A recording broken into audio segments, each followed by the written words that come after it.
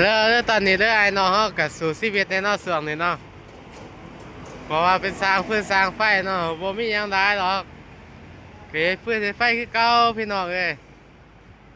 ฝากเป็นกำลังใจให้ไอ้น้องเฮาเด้อให้ก็สร้างไฟนี่ก็สร้างไฟสร้างไฟกันไฟเบิดทุกคนพี่น้องฝากเป็นกำลังใจให้แน่นี่คือบรรยากาศยามแลงเนาะพี่น้องเนาะอยู่ในนครหลวงเนาะพี่น้องเนาะคือบรรยากาศเฮ็ดฟืนเฮ็ดไฟคือเก่าหัวหน้าเพิ่นกำลังต่อฟืนต่อไฟอยู่พี่น้องฝากเป็นกำลังใจหัวหน้าหัวตายเด้อวิตาสร้างนี่หัวหน้าวิศการเนาะนี่คือบรรยากาศอยู่ที่นครหลวงเวียงจันทน์พี่น้องบรรยากาศยามแลง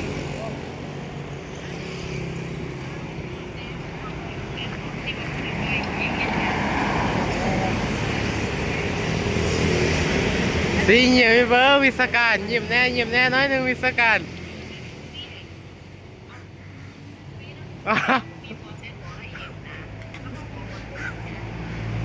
ซูเปอร์สตาร์เอ้ยนี่เหรอนี่ก็วิศการคนหนึ่งเด้อวิศการเนาะพี่น้องเนาะฝากเป็นกำลังใจเด้อมาแปลงไฟย่างทางพี่น้องอยู่ที่นครหลวงเวียงจันทน์พี่น้องฝากเป็นกำลังใจนะนี่ก็คือบรรยากาศพี่น้องเอ้ย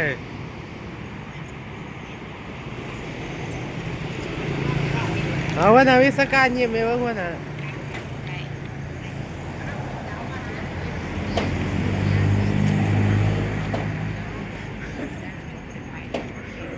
วันนาเพิ่นก็รอเราไอ้น้องพี่น้องเนาะฝากเป็นกำลังใจนะพี่น้องแม่นเบิดแต่พี่น้องเอ้ยทีมงานเดียวกันแปลงไฟย่างทางพี่น้อง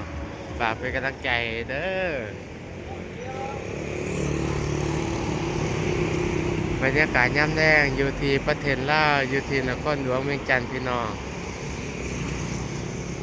บรรยากาศย่ำแดงฝากเป็นกำลังใจบ่เขียวเล่าวไต่แน่หรือว่าไอ้น้องทุกคนเนาะเพราะว่าบรรยากาศย่ำแดงก็เฮ็ดให้หน้าเฮ็ดฟืนเฮ็ดไฟคือเก่าพี่น้องมีแต่เริ่มมาเฮ็ดให้หน้าเด้ออยู่พี่น้อง